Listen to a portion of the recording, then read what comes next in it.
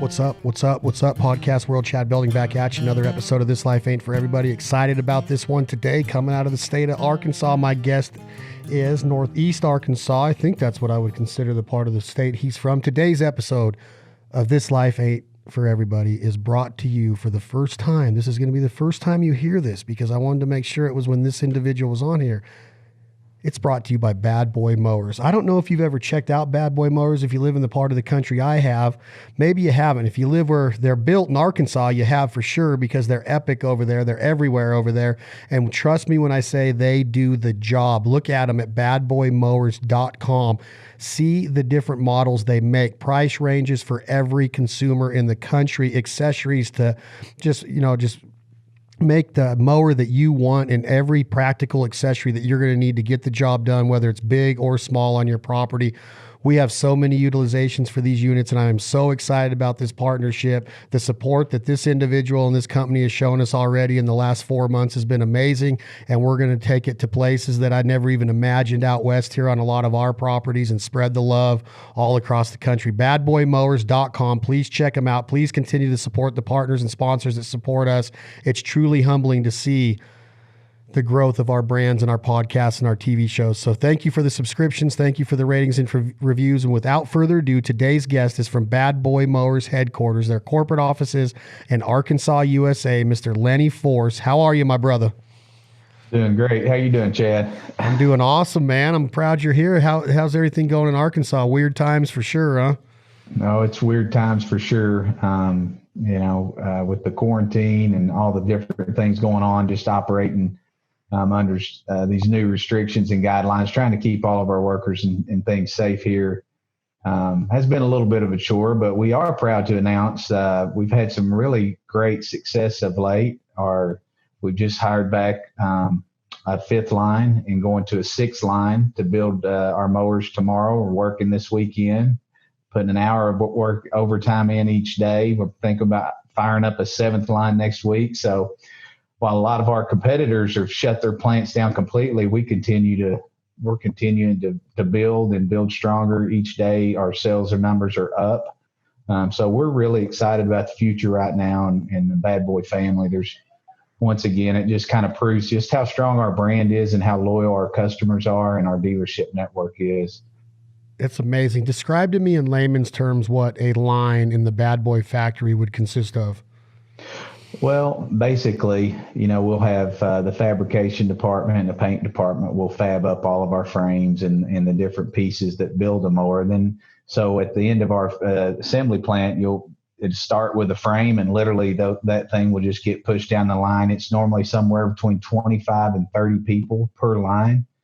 And just like any normal assembly line, first thing it gets is the engine and the wheel motors, and it will continue on down the line until it finishes up. And one of the things that we do here at Bad Boy that nobody else does is we deliver the mowers ourselves with our own fleet of trucks. And so the mowers come fully assembled. You drive them on. We don't have some 16-year-old kid in the back, putting the wheels on it and the drive arms and all that, unpacking it out of a crate, things of that nature. It's just a great way for us to control our quality once again to the end consumer. So that we know that it's factory tested, factory approved from right here. We developed with our trucks some of the innovation of Bad Boy. We put in it's a double decker truck, and we have hydraulic lift. So we drive all the mowers in on the top, hydraulically lift it up, and then we fill the bottom of them up. So we can fit pretty much as many mowers on a truck fully assembled as you could if you were put them in a crate.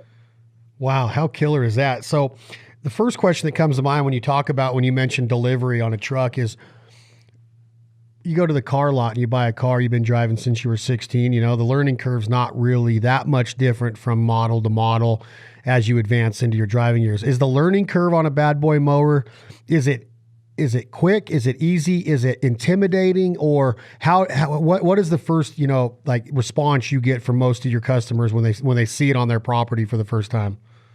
Actually, for the most part, most people are wildly intimidated to get on a mower, especially a lot of the ladies. But more and more, we have more women driving mowers right now. Every spring we do a campaign and your mower, your throne kind of campaign. So your mower becomes your throne. And we see a lot of women are mowing now. And really, honestly, I always say it like this. If you can drive a shopping cart, you can drive a bad boy mower. It's really that simple. If you want to turn left, you pull on one side and push on the other, and vice versa. It's really a simple machine to operate. It's just a little intimidating for people at first, but the learning curve is very short. It does not take long to learn how to drive one. And when you're talking about driving a bad boy, what does the term zero turn mean? It just literally means you can turn in a circle. I mean, right where you're sitting, never even move. You don't have to pull forward to move like in a vehicle. You would have to, you're going to make this wide arcing turn. You can get on a fence post and you can drive around that fence post and just literally just circle it. So Austin Powers would have needed this when he was making his 18-point turns in the small cars in the show. I guarantee you. You know what's crazy about my history with Bad Boy before meeting you was just some of the marketing initiatives you guys were involved in, how fun the culture was. And I think that probably set you guys apart from being able to develop a not just a badass piece of machinery that's going to help cultivate a person's land, male or female, but something that the culture was being driven as a brand that supported communities, supported the military, supported the fun times, supported the, everything that goes into the everyday life of Americans and other people around the country and the world. But is that safe to say that the culture of Bad Boy is what really truly set you guys apart? The quality of the machine obviously is there, but that could be knocked off in terms and ways down the line. You can't replace that culture. No, I feel like that's 100% accurate. We're proud to be built here in America. We're proud to be an American company and built right here in Arkansas. We've grown it from literally nothing. When we first started out, we had to create a name. We had to come up with a slogan. We had to come up with a paint scheme color. We had to figure this thing out as we went. And yes, culture is a big thing for us. One of the number one things people say is when they come to our shop is the culture. You walk around our company anywhere throughout all of our plant and people are smiling, they're shaking your hands. We know these people by name. Most of them. I mean, we've got 800 employees now. We might not know all their names, but for the most part, this is a family. And Phil Pulley, the original guy who started this thing, he was a janitor for years. And so I think from the top down, we just have this real attitude of family and respecting each other and respecting the jobs of each other. His number one thing around here is ain't none of us too good. If the bathroom toilet paper's out, you better get in there and replace it. If something needs cleaned up, get it cleaned up. And so that kind of culture there, and that has translated over that family into our dealership network. And then some of the friends we've made along the way, from Willie Nelson to Merle Haggard to Zach Brown. Zach Brown uses these mowers on his Camp Southern ground. Have a great relationship with him. But those things just translate over. We're real people, real Americans. We like to hunt, fish, country boys, and we love our brand and we love what it does and how it affects other people and the different families that rely on us. We take it real serious and we're real proud of it. So Phil's at a local high school and he's tired of mowing all the grass because Arkansas has a lot more grass than the high schools where I'm out west here in the high desert. He gets tired of I'm tired of mowing these lawns with something that doesn't get around. It's taking me too much time. And is that kind of how this idea is born? This idea was actually born from another partner that Phil had at the time. And he started talking about doing this mower, and him and some of the other guys who are still here to this day run departments here. That's one of the things about Bad Boy. Most of the people who started Bad Boy are still here. There's very, very few, less than a handful that are gone. But what happened was he had this idea, and then Phil and the rest of us got together and started talking about. We really started looking at the industry, and with our background, we saw that the industry was real redundant and slow and didn't have any flair, wasn't any fun to it. We just saw something and we said, hey, man, at the time we said, hey, I think we could do this. And I think if we could figure out how to make a lawnmower cool, which was unheard of at the time. In fact, when we said it, we started laughing. We're like, you can't make a lawnmower cool. but we decided, hey man, let's figure this thing out and let's really take a hard look at this. And that's what we did. And so we got some fabricators. They come up with the first mower. We brought it down to another business that we had at the time, and we had some of the customers get out and ride it, and they're riding wheelies and screeching tires and going crazy on it.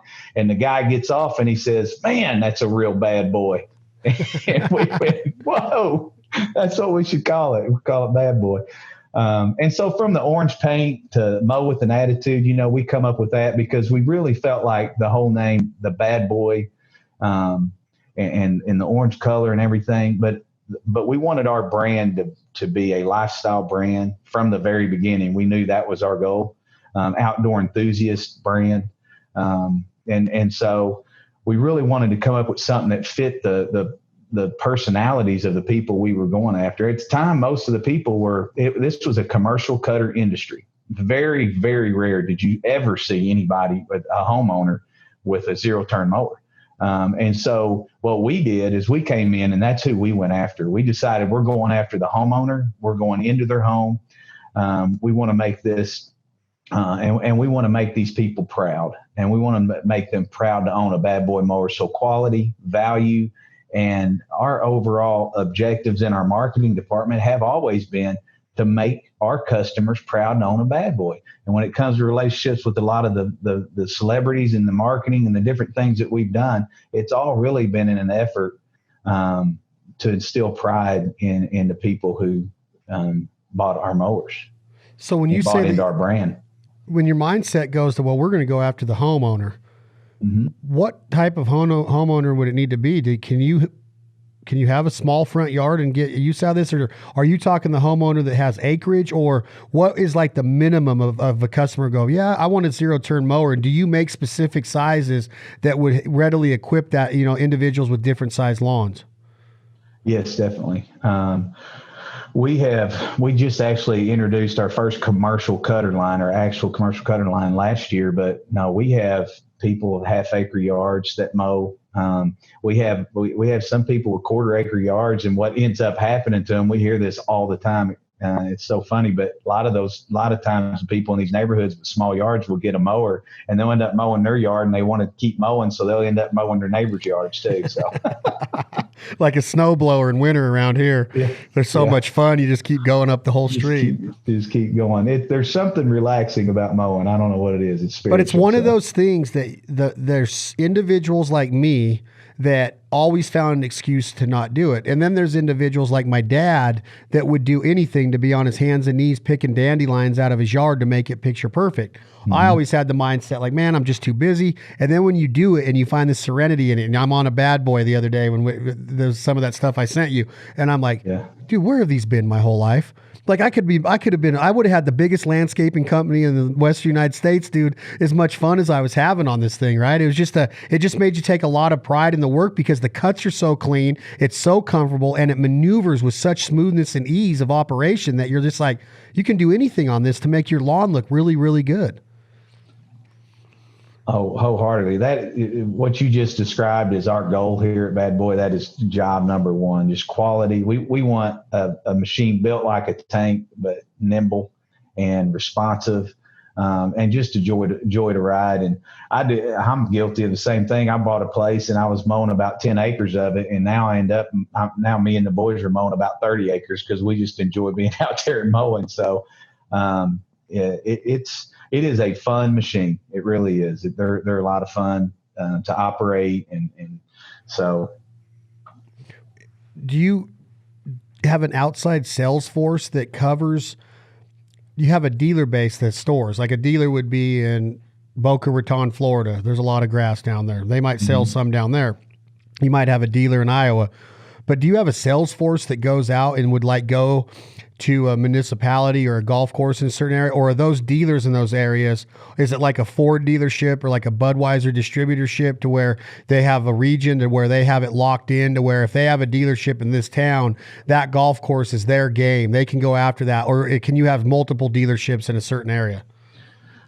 What we do is that is all according to the sales rep. And so basically territories are our thing that is kind of decided. It really is all relative. I mean, in Houston, Texas, you have a lot more dealerships and they can be a lot closer because 5 miles away, I mean, you can have a million people 5 miles away and completely new grocery stores, different everything, gas station. I mean, they're their own little hub. So you can get them a lot closer. In Batesville, Arkansas, that's a little bit of a bigger area that you might grant a person, all subject to change. But we have dealers all across the country. Florida has been a one that we've really went after hard now that it's big commercial cutter state, as you can imagine. A lot of retired people down there and in retirement communities. And so it's a lot of commercial cutters down there. But yeah, we had a hard time getting dealers in Florida for a time because we didn't have the commercial fleet program, which we do now. And so, but once again, we wanted to build our brand. It's a residential brand. It's, we want people, it's a status symbol, our mower, that's kind of how we want it. We figured out that people, in different surveys the approval ratings and them wanting us to come up with new products. We're coming out with a new compact tractor, a 15 horsepower to 35 horsepower little tractor for the hobby farmers. Had a terrific response with that. We're going to unleash that all next year. We're excited about that. Say it again. It's going to be for a hobby farmer. So like a flashlight farmer that has 15 acres that he goes back and cultivates and takes care of. You're saying that the bad boy is going to help him farm a food plot per se, or a crop now? Well, we could, yes. That's kind of the intent. And, or just, if somebody has a ranch, just have, the 15 horsepower to 35 horsepower tractor to do whatever you need it to do. We're going to try to come out with some implements and just some different things where we can continue what we built on. So this is a whole line of tractors. Yes. Under the bad boy name. You'd be wanting one of those pretty soon. Under the bad boy name? Yes, it will be bad boy branded. So this is something that would go kind of be in line to compete with like a Kubota? Yes. Mm-hmm. Oh man, I can't wait to see these. You got a picture of one on your phone that you can hold up real quick? Are they as good looking as the mowers? I assume they are. See, that part of the issue right now is we're changing some colors and adding some things.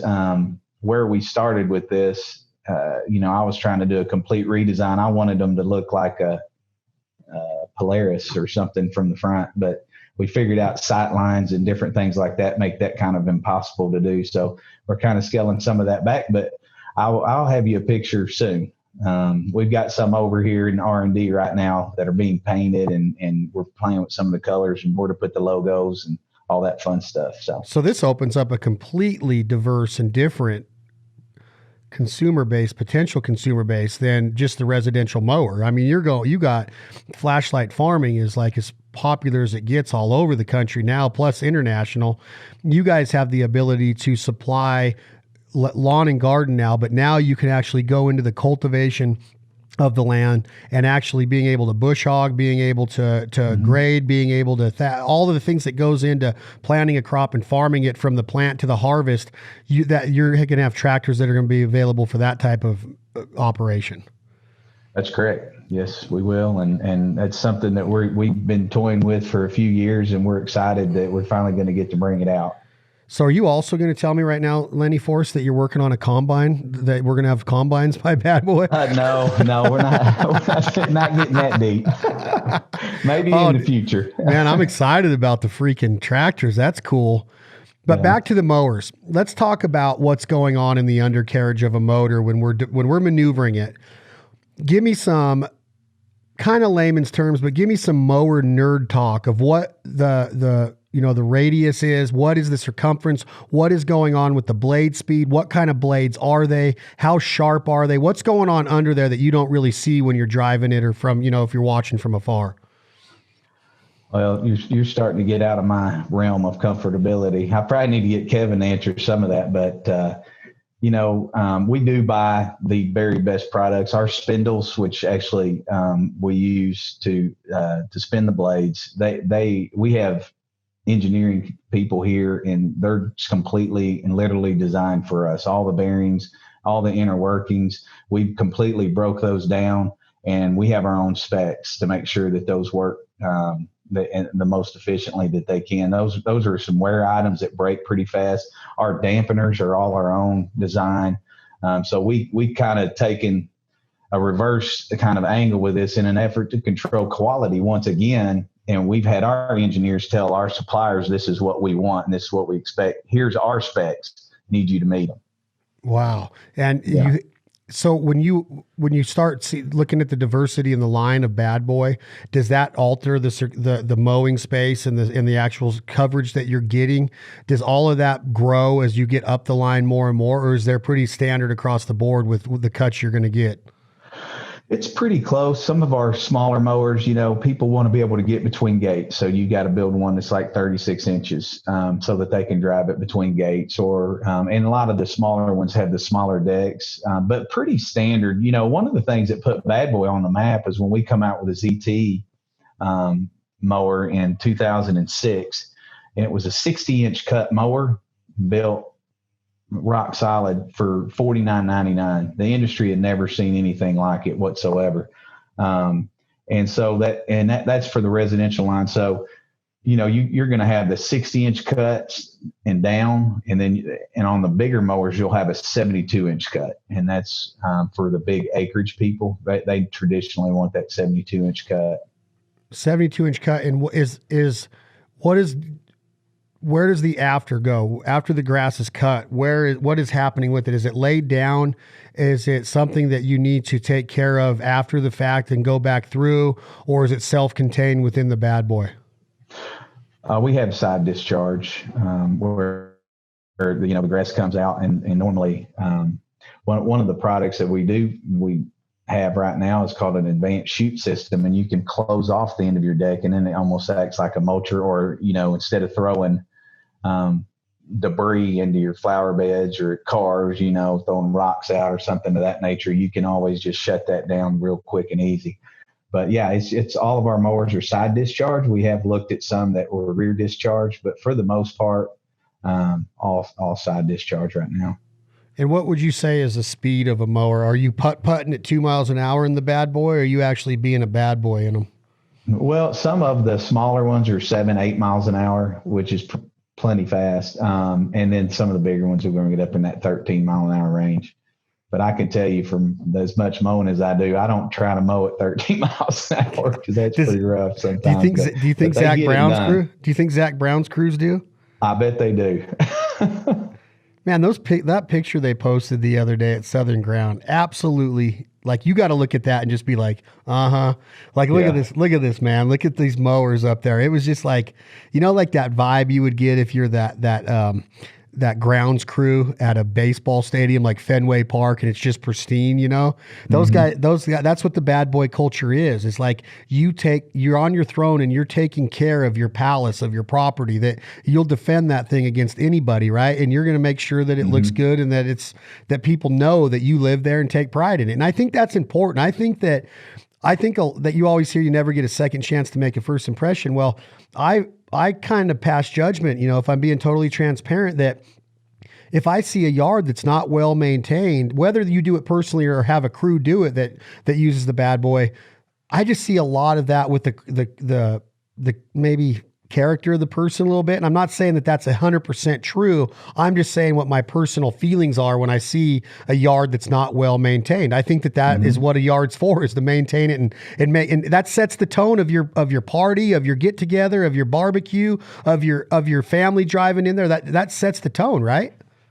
That's exactly right. That's exactly the way we feel about it. And, it's kind of like it's your playground. It's your battleground. That's kind of the way we kind of looked at that. And, we believe in innovation and a little elbow grease here. And man, when there's nothing more satisfying than getting done mowing your yard and looking back and it just looking great. It's the first thing people see. Like I said, it's first impression. You come pulling up in there, the smell of fresh cut grass.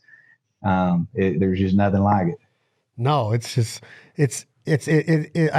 I hate to use the word status symbol because I don't want people to look at what somebody has and be like, oh, they have a way better life than me. That's not what the Bad Boy is. It's a status symbol of I take pride and what I want people to look at my property and my throne of where I live. This is where I am. This is all I got. And if I have this, I'm going to make sure that I take care of it. And I think that if you take, that's the mentality of a golf course owner. That's the mentality of a camp like Zach Brown runs. You wouldn't want to send your kids off to a camp if you went in there and the grass was overgrown and it was dead in spots and it didn't look well maintained. That shows that if they're not taking care of that, they're probably not going to, this probably isn't going to be that very good of an experience for my kid, right?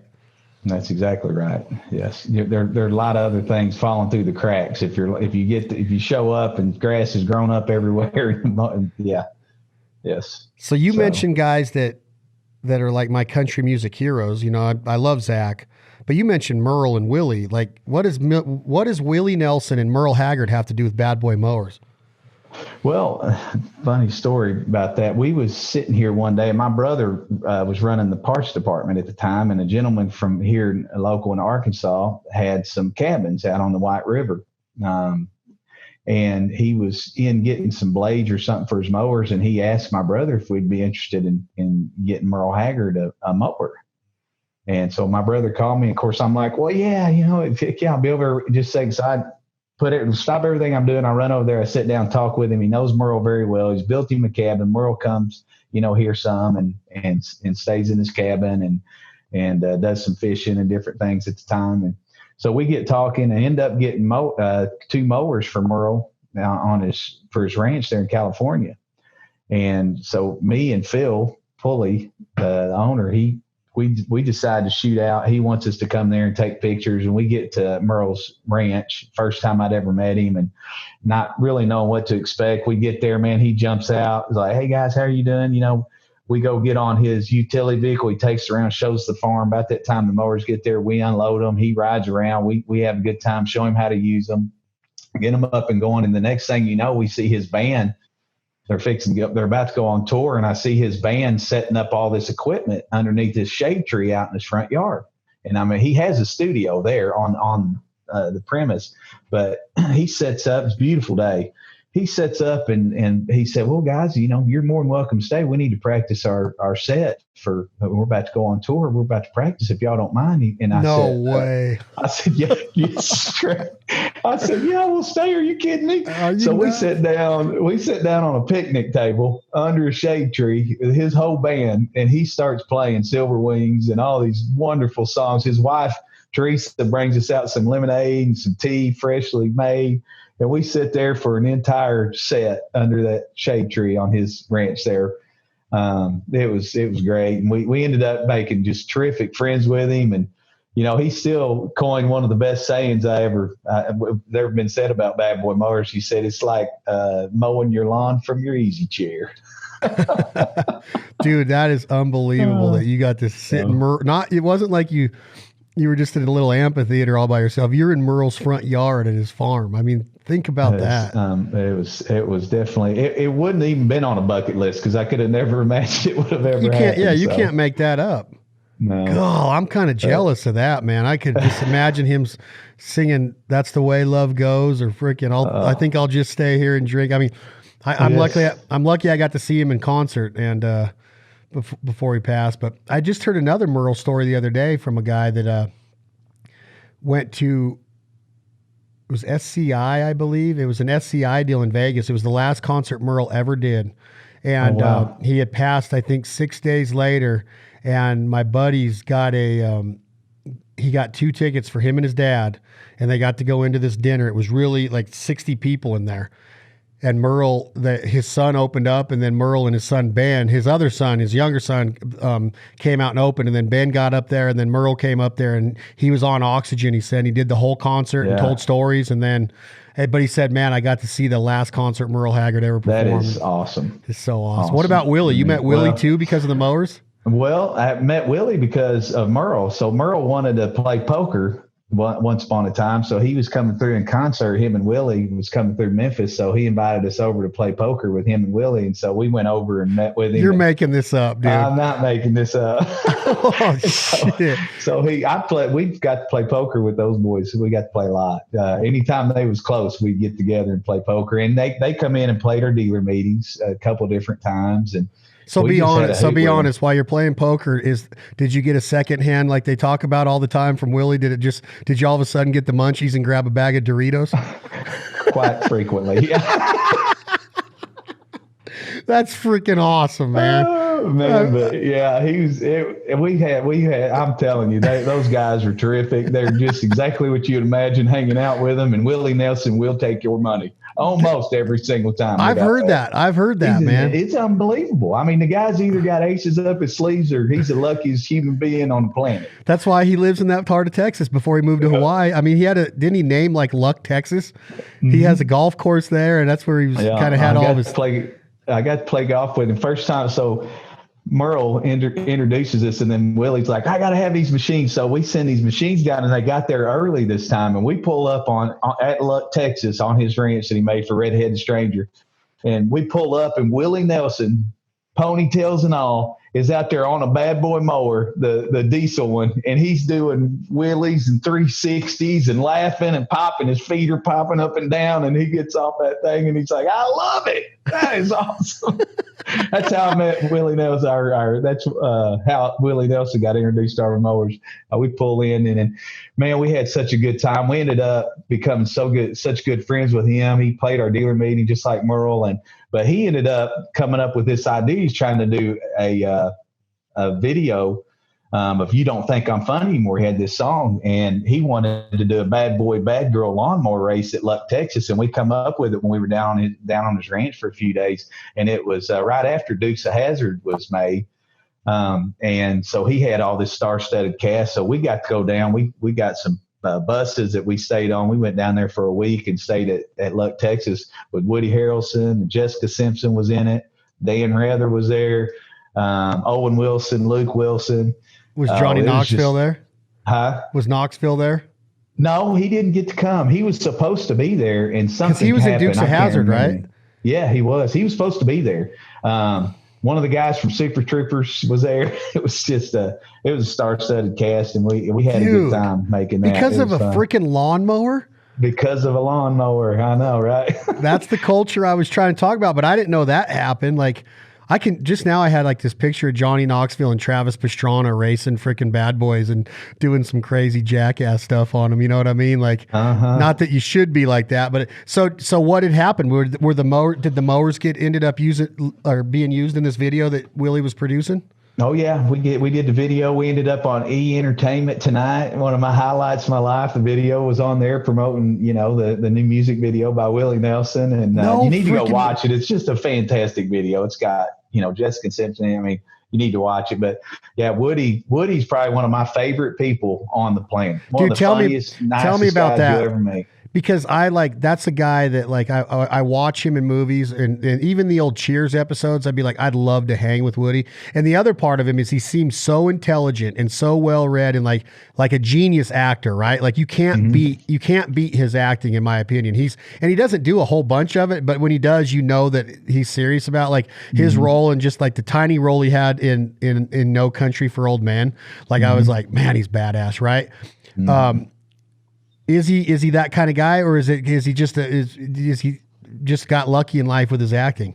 Oh no, he is. I said he's probably one of my favorite human beings I ever met. When you see him on screen, you're kind of getting him. He is just witty, super smart, funny, down to earth, great. He's one of those guys that when you're with him, and ain't nobody else in the world, he's around. present. He's present. He's present. Yeah. And you don't get that a lot with those guys, a lot of people, especially celebrities that I met, they're a little absent, there's other things they're thinking about doing. They think you might want something from them when, we're just good old boys and we're just here to be friends. And that's what we tell these guys up front. And, but man, Woody, he's present.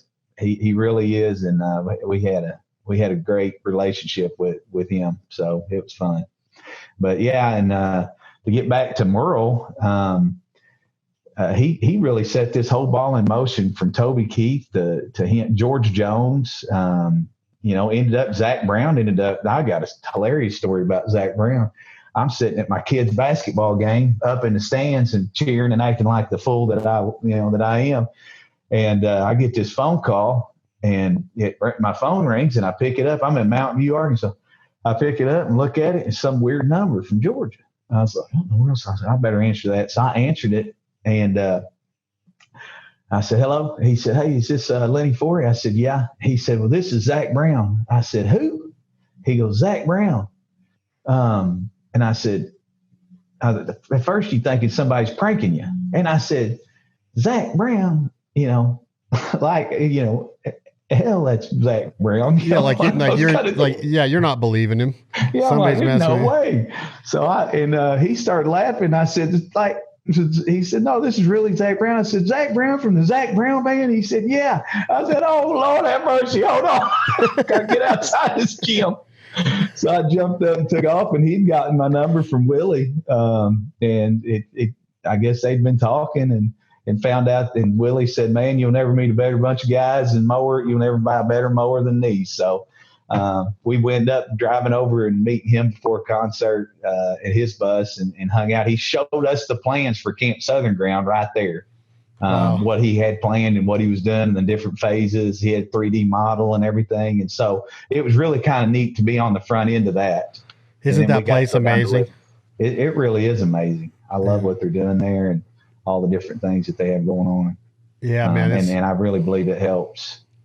Oh, heck yeah. I mean, his vision and just the way it's being executed and built out, piece by piece, and it's just truly special. I'm glad I've got to be down. I can't get over the fact that a lawnmower guy has Willie Nelson's cell phone and they talk about lawnmowers. I can't get over, like, I know you're a badass dude. You're a great dude, but all because this guy says you need to meet Merle and talk to him about these mowers because he needs one on his farm, that escalates. And because of the people you are and the culture that Bad Boy is, it just opens up doors. And then all of a sudden you got this whole network of people that are word of mouthing it to everybody. And the brand just it keeps taking off. It took off. And I tell you, still probably the number one thing that I'm most proud of is I got a personal invite. Merle's Haggard's funeral was closed, and he sent me and Phil a personal invite to be there, which I thought was neat. So Phil ended up having a family crisis, and he didn't get to go, but I flew out there. And when I got there,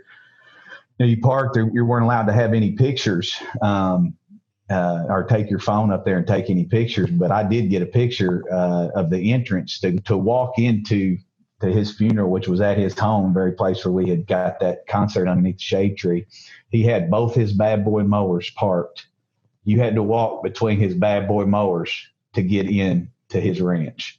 You parked down here, and so when you walked into the funeral procession and all the deals that was going on the stage, everything where the people performed, different people got up and performed, you had to walk by your two mowers. And he planned every detail of that.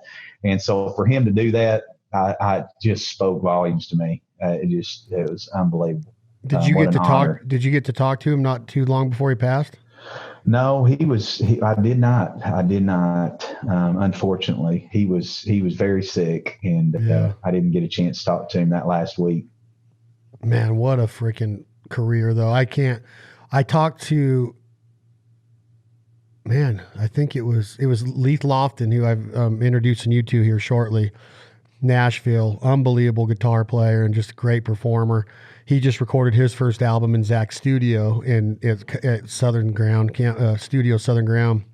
And I asked him the other night, I said, if you had only one more album to listen to the rest of your life, and he goes, Merle Haggard's Greatest Hits. And I was like, man, dang it. That guy, his voice and just who he just personified everything. That would be my number one pick also. Yeah, I'm right there. It's hard for me between to pick between some of the guys of that time, because I can listen to the Possum.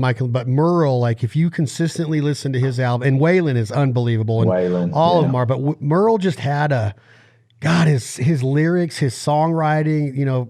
If you listen to, like, just throwing a horseshoe over my left shoulder and the way that he wrote his wordsmithing, I was just so deeply moved by his music. And then my dad, before my dad passed, his favorite album was Willie and Merle, Poncho and Lefty. So we would listen. Poncho, he sang the blues, Well, all along like he used to. And then I would listen to that. My dad would have it on all the time. So now if you go in one of my rooms here, I have that album framed, and then I have one of that's great. Willie's reserves, the pre-rolls. I don't I don't do it, but he signed it for me last year because cool. I'm buddies with his tour manager. So, and I've gotten to meet Willie a couple times. If you go in here, he signed our guitars, he signed all kinds of stuff in our studio. And then I have a pre-roll signed, and then I have a picture when 1999, 21 years ago, wow. with us me and my brother Clint holding Willie's guitar with the hole in it, with Willie there with us. And, oh my gosh, that is awesome. So those guys have just been ingrained in us, right? It's like, and when they pass, it's almost like, and I know that I'm not saying things that people don't already know. It's like you lose a part of your existence and a part of your childhood, and they're not even your family. It's just like, that's what they meant to you in growing up. And that's what Merle meant to me and Willie and these guys. It's just like, I got to meet Lucas Nelson was opening for Zach this summer, and I'm walking in the tunnel in Denver, Colorado at Coors Field, and he's standing there, and I'm like, Lucas, what's up? He's like, man, what are you doing? Just the sweetest dude, the sweetest dude in the world. Like, he knew me and my brother, and like, just the coolest people, man. That's killer. Yes, they are really a great family. Paula Nelson, his daughter, and Lucas, and all those, they really are great people. Great people to be around, fun, down to earth, celebrity hasn't got to them, and so and it's a neat family. And what Willie's done for farmers and Farm Aid and all of that, his whole, and then you bring in, my favorite country singer I always say it is Jamie Johnson, because his voice just does it for me too, right? So he works with Willie and Merle. I mean, he's worked with them all. And I don't know if you've been watching all these bios lately, but they've had Merle's, they had Willie's American Outlaw. I don't know if you saw any of those. I have not got to see any of it. Oh man, on the American Outlaw. I'll go watch them though. On the American Outlaw tribute show at Bridgestone Arena in Nashville, the common denominator of all of these shows, from Kenny Rogers just went, George Jones, Charlie Daniels does his volunteer jam every year, Willie Nelson's American Outlaw tribute, Merle Haggard's birthday, and I'm missing Kenny Rogers. I'm missing one. Jamie Johnson's on every one of them. They ask him, they're like, you're sitting in with the band and you're playing. And hey, cool. Lenny, he does Georgia on My Mind on the Willie one. And I'm not kidding you. If you research it, Lenny, you'll see like writers were saying quite arguably the best performance of his career, stole the show. And Chris Stapleton's on there. Like there's people, Nora Jones, there's like legitimate badasses. And these writers are like, Jamie Johnson steals the show with his rendition of Georgia on My Mind. And when you watch it, you will cry. Mark my words. You will cry. I can't wait to watch it. You're just like, oh my God, this is so what I was put on earth to listen to cool. right here. It's the coolest shit. So I got to get you to introduce me to Jamie one of these days. We got to get some Mowers over there to him. I'll do it today. He sounds like a great guy just talking to you. I'll do it today because before all this, he was, I wanted him to come do the deal in Florida. Mm-hmm. Yeah. And I talked to him yesterday, and it's so weird having these conversations, right? I talked to Jamie, and you're like, yeah, Willie texted me today. It's like, but it's true. It's because of the culture. It's just a cool culture. And I love that we have people in it like Jamie and Willie and the guys that support it. But he's like, man, I need to get a new lay down freezer. I've got a bunch of wild game coming, and you got any recommendations for the lay down deep freeze? And that's the conversation I'm having with Jamie Johnson, right? And even when you just hear him talking on the phone, you're like, good night, dude. You could just sing the phone book and I'll just sit right here and fall asleep kind of deal, right? It's just awesome. Yeah, I'll do it tonight. When we get off of this, I'll introduce you because he'll be excited. He's got 2 golf courses and lots of property that would be killer. We need to go film a video for this new album with a bad boy. I'd love to do that. That sounds like a great time. Dude, I love this. I love the whole idea that the culture and what it's done. And so it sounds like Bad Boy is transitioning now from, it was, you came into the market because of residential, you go commercial, and now you're going satellite, flashlight, farmer, and the sky's the limit kind of with your guys' quality control and the reputation and culture you built, right? That's right. I think a big part, we're talking about these celebrities and we're talking about Bad Boy and our culture. One of the reasons we did Bad Boy and Mo with an Attitude, because we do take on that bad boy attitude of, and that kind of almost like a rule breaker, but a rule breaker in a good way. As far as innovation, we've been the most innovative company in the mower industry has ever seen. I mean, we've created the swing away design, less work and less moving parts, less things to break. One of the number one, when we got two patents right out of the gate on our mower, where you can, literally our mower opens up completely where you can change any part with ease. You can clean it better. There's a lot of things. Now we have a suspension system on our mowers. We have this ArmorTech deck. We have a lot of things where we were rule breakers and we were rule changers. I mean, we come in and we flipped this industry up on top of its head. We did things different. We marketed different. We built our mower different. It's all about innovation. We come up with, every few years we've got new mowers, just like the car industry. We wanted to do this just like the car industry. We wanted to continue to change and not be stagnant. We got into this business. People had the same mower for decades, did the same thing, marketed the same way. So we that's part of our branding has been that we are a little bit risk takers and we're outdoor enthusiasts, and we're going to break the rules in a good way. We're going to break them. We're going to change the whole standard of the industry. Yeah. And we've done that. And we actually had, it was funny, but I actually had an engine company come in, Honda come in, and they're wanting to be on our mower now. Which is a different ball game, but they basically come in and said, your lawn tractor is a thing of the past. Now homeowners, all these residential owners are wanting to go have these zero turn mowers, and you guys did that. You changed the whole industry, and we want to be part of what you're doing. So isn't that the coolest? Complete 180 right there. Well, that's said they don't know where this industry's going. I mean, how big it can get, and that's kind of what we're seeing a complete change, and we feel like that this industry is still young, and the growth potential is huge. Well, I mean, that mentality of like, you're not trying to be an outlaw and an anarchist to, take the law into your own hands. You're saying like, we're gonna bend the rules and break the everyday rules that you've seen in this sector, and we are going to do things different. And it is that attitude that I was referring to of seeing a yard that's not well taken care of, because there's no pride in that, in my opinion. There's no excuse for it. There truly isn't. If you're if you're too lazy and you don't have time to do it, then hire somebody to do it. But make sure that when I drive by there in my neighborhood, I don't feel like calling the homeowners association on you, which I can't stand homeowners associations. Yeah. But when I see that yard, I'm like, man, I can't go in there and knock on your door and teach you how to live. Be a bad boy. Have this mentality like, man, I'm not going to settle for this shit. I don't want that. Yeah. I don't want to go out like that. And that's what my dad always taught me. He says, if you walk into my yard, Chad, and you see a piece of garbage up against that fence and you continue to walk up to the front door, I'm going to slap the shit out of you. And that was instilled in me. I will not walk past a gum wrapper. If I have a hard time being in Costco, and we're talking about this during the coronavirus, but if I see garbage on the floor, I'm wired to pick it up and make it look nicer. There's no excuse for that, in my opinion. I'm not saying it's Costco's fault, but somehow it got there. You don't walk by that. That bad boy attitude is exact. When I said that quote to you the other day, did you mean what you said, that you really liked that quote I gave you? When I loved it. I said, yeah. Lenny, I sent you some pictures of me with the mowers. I said, we are bad boy mowing, mallard duck hunting, sporting dog loving, wild game eating Americans. One of my favorite quotes of all time. I told you that.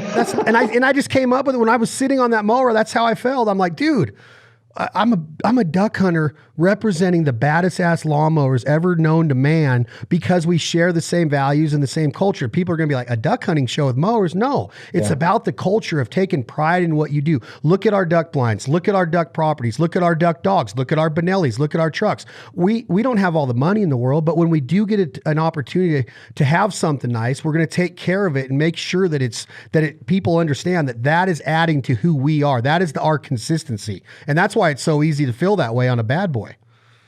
No, I agree. And I tell you what, becoming partners with you and your show and your team was a pretty easy choice for us after I got looking at just how you guys do things. And like you said, it's kind of like the yard. When somebody's yard, that's kind of your first thing you see. When I got on and started looking at some of the things you guys did and believed in, from conservation to cooking, some of the stuff you guys, the recipes and how to prepare wild game.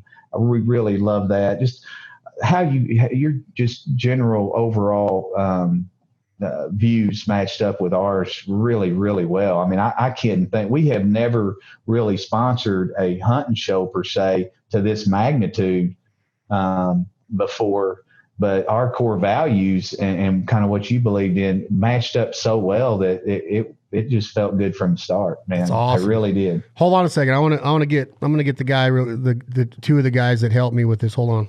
Okay. So I'm going to introduce you to Tom, who's one of our main animators and producers. He's an all-around genius. He took those pictures, and this is my brother. This is my brother Clay, he's been running them a bunch on my mom's property. I'm Clay. Clay, I got Clay first. Yes, sir. How are you? Good. Yeah, we got him unloaded at my mom's property the other day. She has about an acre and a half of pasture grass out there in front of her property, and Tom was taking pictures. Did Chad send those to you? Yes, they were fantastic. Yeah, cool. So those pictures Tom was taking, and after we took those pictures, me and Tom jumped on them, saw what, fired them up, and we did the acre and a half in about 4 minutes. Yeah, it literally made. I mean, we were like going by each other, having fun, smiling. Like it was. I mean, it made it fun.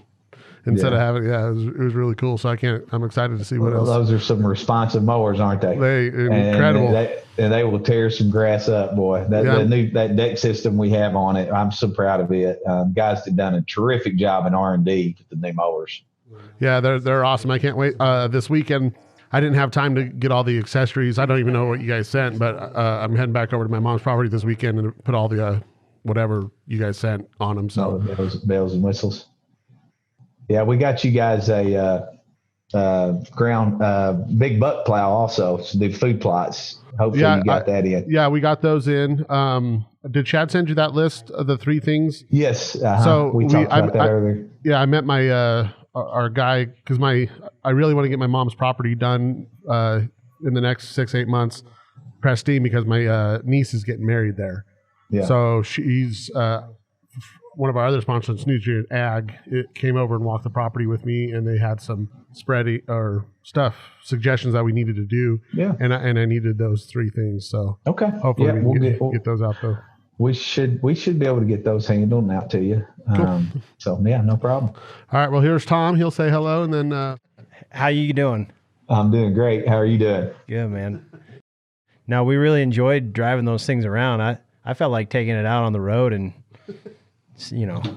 don't pull a George Jones. Don't pull a George Jones and get a Dewey on the mower. Oh, no Dewey on the mower. Yeah. That's pretty funny. At one time I was trying to get Willie Nelson to let us do a commercial with George Jones whenever George got one of our mowers. I was trying to get them boys to do a new one where Willie come on afterwards and said, boy, if George had one of these back in the day, he'd have never got that D-Way. He'd have figured out a way. So anyway. Well, looking forward to the partnership, man, and taking more cool pictures of that thing.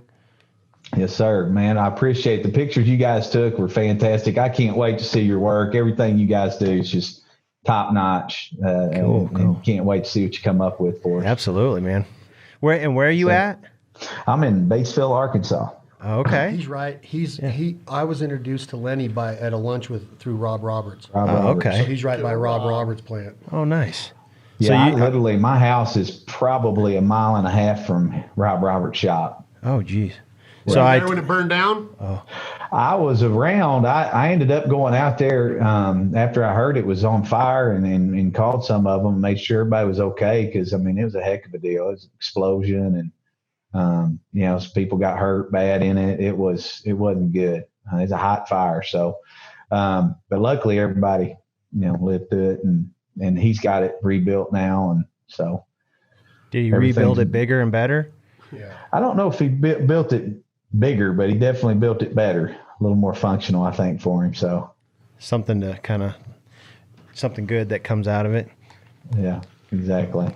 Well, nice meeting you. Yeah. We'll talk to you soon. Thank you, sir. Good to meet you guys. Yeah, so you see me grab my phone a couple times during this. I've been taking notes. Like I was sending Clay texts while you're talking. I'm like, hey, just had this idea. I got this guy Bubba that's just like an extreme athlete, like he used to be a professional wakeboarder, and he has a really cool landscaping company. So I was picturing this photo shoot with him because he wears a Willie bandana around his head, and he's got a beard. He's all in shape, and he just looks like a male model. So I'm gonna put together a cool little video shoot this coming week, because it's now getting to the 70 degrees every day to where he's consistently out. So we're gonna get him out, and we're gonna get him out and get some really cool content going. Fantastic. Can't wait to see it. That's going to be fun. Yeah, I think it's going to be awesome, man. And I'm excited about it. And I don't know, the whole aura of it is, I get asked all the time, like, why would they ever want to be with you guys? And I'm just like, hey man, it's more than just the duck hunt. That's what I'm trying to tell people. It's the culture and the networking and the attitude and the approach and all of that. And I try to tell people, like, Lennie, in marketing, is that you can't just be geared towards that pull of that trigger. You got to, or just the sound of that cash register ringing when somebody buys a motor. You got to be geared towards the story and the experience. And that's what people want to dig their fingernails into and take a hold and live through this and be a part of it. And that's how I think that's how you create, a lifestyle and a brand and a culture to get people to say, I want to ride. Let's ride. I want to get in the truck and come with the foul life wherever they go. And I just think it's a cool feeling, and we're honored to be a part of it. No, we feel the exact same way with you guys. It's the right fit with the right people. And really, in life, I've just figured out that life is all about relationships with the right people. You are kind of who you surround yourself with. So the more good people and more people going in the same direction in life that you can surround yourself with, the better. And that's kind of what this feels like. I feel like that we can all help each other and continue to build each other's brand. And this is, one of the things, like my hat says, that we're a brand of opportunity. And this was an opportunity. And this is part of our, that's the way we look at life and friendships and things like that. Anytime I have an opportunity to make a new friend and that we can each help each other and it's a win-win scenario, that's what we're looking for. We're looking for win-win scenarios in every aspect. When you buy our mower, we want that to be a win for you. We don't want it just to be a win for us. And so this is just a continued effort to do those things. Yeah. And I just think that there's going to be a lot of fun times. I think that, it's almost like it's not work. You believe in it. It becomes part of who you are, and you take care of it. It's one of those things to where it's fun and it's rewarding, and you get to provide people with a better way to take care of their property and a better experience. And that's all there is to it. And I want to be able to help tell that story. I'm proud to be part of the heritage of the brand Bad Boy Mowers, because I'm mostly excited to help tell the story and keep telling the story to the newer generation and the next generation, and just keep, make sure that it's evident and that curiosity's there, like Bad Boy Mowers. I got to check those out. Look what they're doing with them, kind of thing, and I got a lot of ideas and I can't wait to execute them. And obviously what we're going through right now in America with the pandemic and the COVID-19 and the coronavirus is it's made me think of how important it is to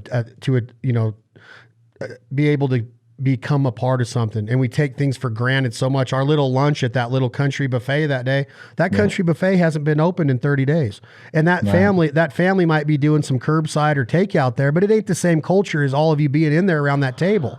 And we take that stuff for granted. And that's the main thing I've taken out of this. I've stayed really positive during it, because I look at it like I'm going to use it as a learning experience. And I'm going to take something out of it. You know what I mean? Mm-hmm. Wholeheartedly. I believe that. And I drive by that little place every day, and that place is always full of cars, and it's a great place to eat. Cause like you noticed, I mean, when you walk in there, your cell phone doesn't work anymore. So I love eating lunch there. Normally my cell phone's going nuts, for lunch, but yeah, people like that. And, our heart really went out to our dealers, on these local levels. Luckily, they have, I think most of our dealers are going to pull through this. And some of them have really had a lot of some high success. We started a new series called The Great American Comeback on our social media and on our website, where we got Big Swag, who was the voice of Monster Garage back in the day with Jesse James and all that. And you probably remember that. But he's on there, and then he's interviewing some of our dealers, and they've been creative, and we've tried to kind of help pass the word throughout our dealer network family, how some people are doing this and doing it with a lot of success. But, we actually have some dealers that are up right now. And one of the beautiful things that I love about our brand and being part of this is a lot of these dealers are calling us and saying that Bad Boy's still selling, nothing else selling. And so, these orders are coming in, we're continuing to build. Same thing, with our Tractor Supply dealers. And so that tells me that we have touched a nerve and that we have reached out, and what we're doing, our messaging is taking hold, this whole grassroots, creating excitement, activating, all the different things that we really try to do to help tell our story. Yeah. And as a brand and as an individual, and sometimes you look at it and be like, why me, Lord? Like, why am I getting all this success? Why are things happening to fall in our direction right now? Like things are going our way. Our lines are opening back up. Our dealers are selling. It's because you did it right. And that's the difference, is that if you got to be able to accept success and understand that there was a lot of times when Lennie was on the road for 3-4 weeks at a time away from his family. He's sacrificing. He's up at late at night. His wheels are turning. He's getting more gray hair than he should have at 30 because he was stressed out about the brand. And then when the good times happen, like when Merle would say, let the good times roll, you would be like, do I really deserve to be playing poker with Willie Nelson and Merle Haggard? Heck yeah, you do. Because you developed this culture and the brand to help people, and you did it right, and you didn't cut corners. And then when it's time to feel the success, you're well deserving of it. And that's hard for people to swallow sometimes. And they want to keep beating themselves up like, man, I don't know if I deserve this. And they just keep thinking that they just need to keep working harder and harder. Hard work's what got you there. You know what I mean? It's like people don't get to see that part of the story all the time. And that's what I want to tell, is that you guys are workers. First and foremost, your crew was put on this earth to work, and that's how you got to where you're at. Y'all didn't go out and say, hey man, we're gonna come up with this mower and pull the wool over people's eyes and sell 1,400 of them, develop this pyramid scam. We're going to pass them down to all these people in the Bahamas, and they're going to get them, and then we're going to go out of business someday. But the guys at the very top are going to be rich, and then everybody else can go piss off. That ain't this, right? Y'all deserve the success, and that's sometimes hard to swallow for a guy like you, a guy like me, a guy like Phil. I'm sure, even though you're deserving, you still look at it like, man, do I really deserve this all the time? And heck yeah, you do. Well, I appreciate you saying that. Sometimes, we do have to pinch ourselves sometimes around here and go, is this real? Because even in our wildest dreams, I remember thinking that if we could ever sell 5,000 units in a year, that we were going to be, we were success, and, we're spitting out 450, 500 a day right now. So. Are you serious? Yeah. Good night. And we're hoping right now, we're about to have to fire up some lines. We're going to have to make some more. So we was on pace this year. It was just been terrific. We have never not grown in a single year. We've grown every single year since we've been in business, some years more than others. And this year was shaping up to be the single biggest growth season that we've ever had. And then, of course, with the virus coming, I don't know that we'll get back to what we sold last year, but if we can get back within the 5,000 that we talked about, if we ever got to, if we can get back to within 5,000, I feel like it's a home run for us this year. And I don't think anybody would have ever expected it. We went down to one line at one time and then two lines, and we're up, continuing to grow. And basically what happened is our mowers are starting to sell. We don't ever consider anything sold until it gets off our dealers' floors, until it's off their floor plan. So, these mowers are getting off floor plans. They're reordering mowers. And that's the wonderful thing about it. We don't flood our dealers with mowers. We control everything with our company down to how many mowers we let the dealers even have. We determine that because we don't want them with 2019 inventory on their floor in March of 2020. Hell no. We want that to be a 2020 mower. And so we control that, and we don't want them to be overburdened. But what we do is we get them the mowers on time. You put your order in, we build it. It's on your floor within 3 to 5 days is our goal. Wow. Most of these guys go through distributors, and the distributors somewhere else, it's stacked up in a warehouse somewhere. By the time it gets there and gets to you, it's a couple weeks sometimes. So we really pride ourselves on that. I really think you're going to see more of it too. And I'll end it by this, Lennie, is that this quarantine has been good in a lot of ways, in my opinion, and I hate to see people suffer and lose jobs. I get it, and I hate that. I hate it for our fellow Americans. But I think people are going to get back to their roots. I think people are going to get back to caring about their yards and their lawns and their backyards and their barbecues and their Traegers and their meals and their family time and living off the land and learning how to be cultivators and gardeners and providers and sustainability. This is what we were built on. This is why we were put on earth. And I feel that we got away for it for a long time. A lot of people that live in big cities never even get to witness this stuff that we do on a daily basis. And I think Bad Boy's positioned perfectly to be like that forefront voice of saying, look, take pride in being a provider, provide a nice home with a nice lawn and a nice yard and nice acreage, and take care of that piece of beef on that Traeger, and take care of those ducks when you kill them and process them and butcher them right. And that whole mentality of that nice garden and delivering some vegetables, or that's coming back, and it's good. And I'm not saying it went away completely, but it's going to be more evident now than it ever was, I think, in my lifetime. And I'm proud to be a part of it. And I want to tell people, like, this is how you want to be. This is the way to live, man. I promise you. No, I agree wholeheartedly. In fact, I come back in the office today. My wife, I love her so much. She's pregnant. She's 40. And so she's a high risk about this thing. So we've really quarantined up pretty hard through this and trying to take this as serious as we possibly can. But I come back to work for this podcast today.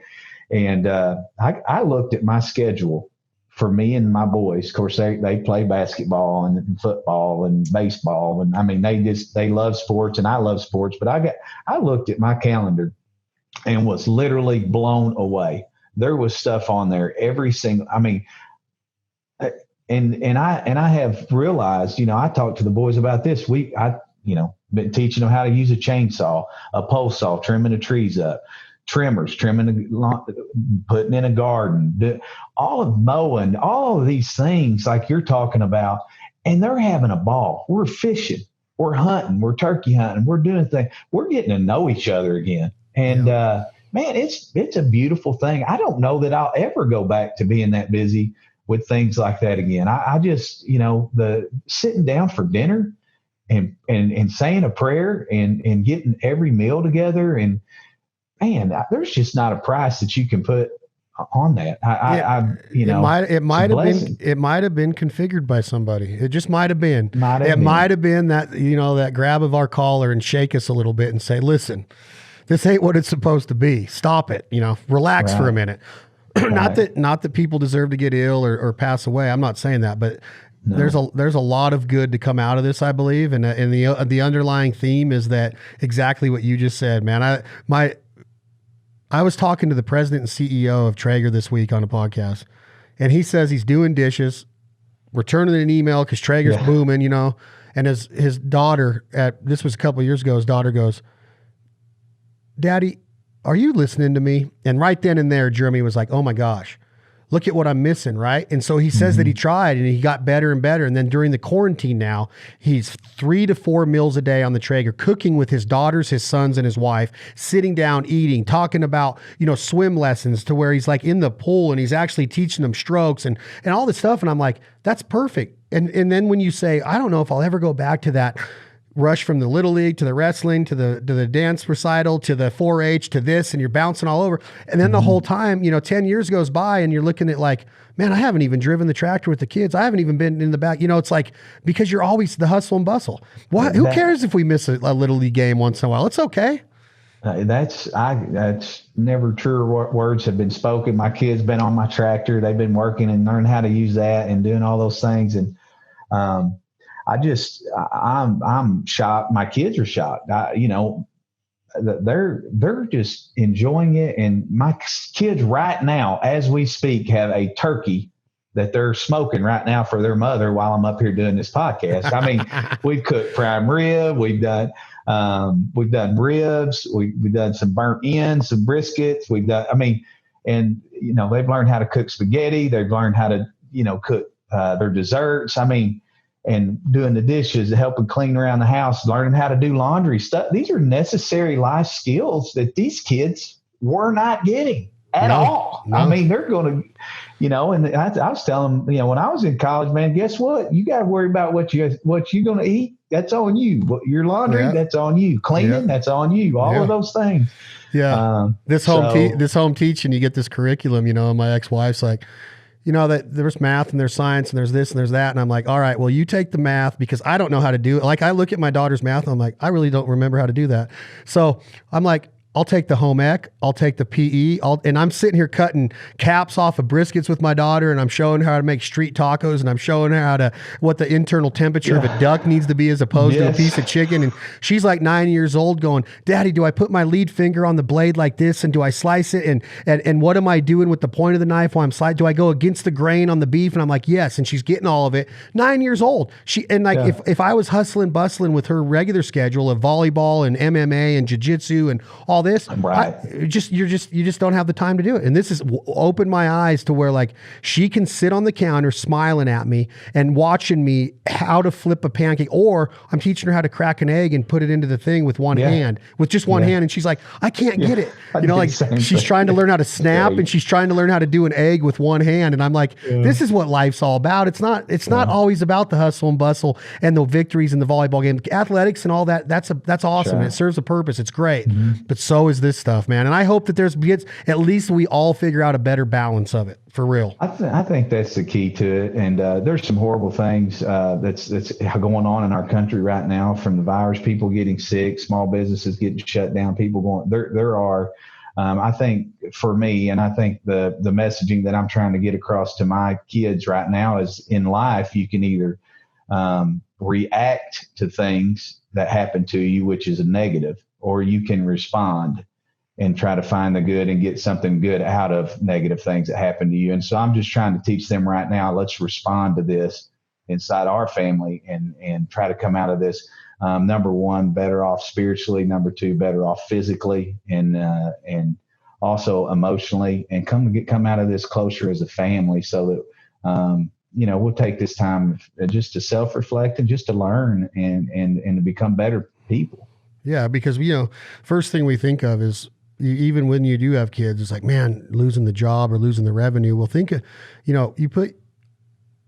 just put yourself in the kids' shoes for a minute. Like, they're going from friends, socializing, teachers. Boy, yeah. It's hard on them. And then this thing that I want to talk to you about, I'll talk to you about it right now because it'll come into fruition before this comes out. But 4-H and FFA, this is right up Bad Boys Alley. I had a call with Traeger, right?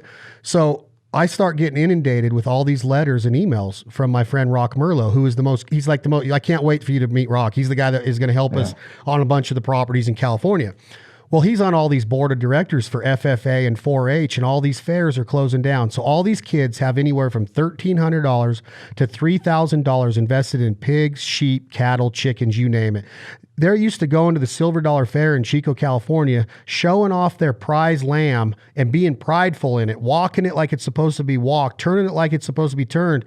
And then the farmers all take pride in raising their bid paddles and bidding on that and helping these kids secure funds for what they just did. Make a little bit of money, but what it does is it instills that pride of accomplishment and to seeing something through. So now these fairs are being closed and these kids are all stuck with these animals with nowhere to put them, nowhere to sell them. So the parents are out all the money. They can't keep feeding these animals and they can't keep storing them because why? They're bigger now. So they don't have the space. So now Rocky comes to me and goes, dude, we need to do something. We need to figure out how to get a lot of these meats bought, get companies behind this initiative to at least, buy some, but push the word out there to get exposure to 4-H and helping these kids, not just to put money back in their family's pocket, but to keep their confidence level up. Because if they don't sell these, they're not going to want to do it again. So Jeremy Andrus at Traeger's like, dude, this is right up Traeger's alley. We are in, because all we thought about was the restaurant closing down, which is a big deal. The bowling alley and the gym and all that, we're losing revenue stream as adults. But these kids that are going to be the next entrepreneurial people of America, they're getting hit too. And so Rocky's like, we need to help these kids, man. We got to. So that's what we're working on right now. I'd love to look at that. I've tried to get involved with 4-H before. In fact, their national conventions during one of our biggest international lawn and garden shows. So we've not been, I've looked into that 2 or 3 different times to figure out how to become part of that and be at that national convention with them. So I'd love to look at that. We love 4-H and the kids, and we want to support them. And we want them to grow up to be real bad boys for sure. Heck yeah, buddy. Well, I appreciate your time today. I'm going to send you the information on. I have a call at 8 o'clock a.m. Pacific. No, 7 o'clock Pacific tomorrow. I have a big call on it. I'll notify you right after of where we're at, and then I'll put together a call to bring you into it and just figure out where to take it. I think it's going to be really powerful for these kids. I truly do. That's perfect. I can't wait to be part of it. I can't wait for more with Bad Boy. I truly appreciate the partnership and the friendship. Lennie Foree, you were the man. Thank you very much. Thank you, Chad. It's a pleasure, man. We're going to do it again. That was Lennie Foree, Bad Boy Mowers, badboymowers.com, Arkansas. You talk about a cool culture. We're so proud to be part of them. We can't wait for the future. This has been another episode of This Life Ain't For Everybody. Work on your spirit, work on yourself, stay home, stay safe, take care of yourself, take care of your family. And like Lennie and I discussed just now, man, teach those kids something cool right now. Teach them how to cut the breast meat and a tenderloin out of a mallard duck that you have plucked in the freezer. Thaw it out. Teach them some recipes. Get innovative. Think outside the box. Let them become better citizens, better providers. We appreciate you being a supporter of our brands here at The Foul Life. This Life Ain't For Everybody. Bandit, Avery, and Greenhead Gear. Jargon Game Calls. Thank you all so much. Please continue to support the partners and sponsors that support us. Tom, hit that button. This is Leith Lofton, written by Leith and Drake White. What you gonna do when the money's all gone? We're all equal, that's what I think. I don't believe heaven has a bank. Make good use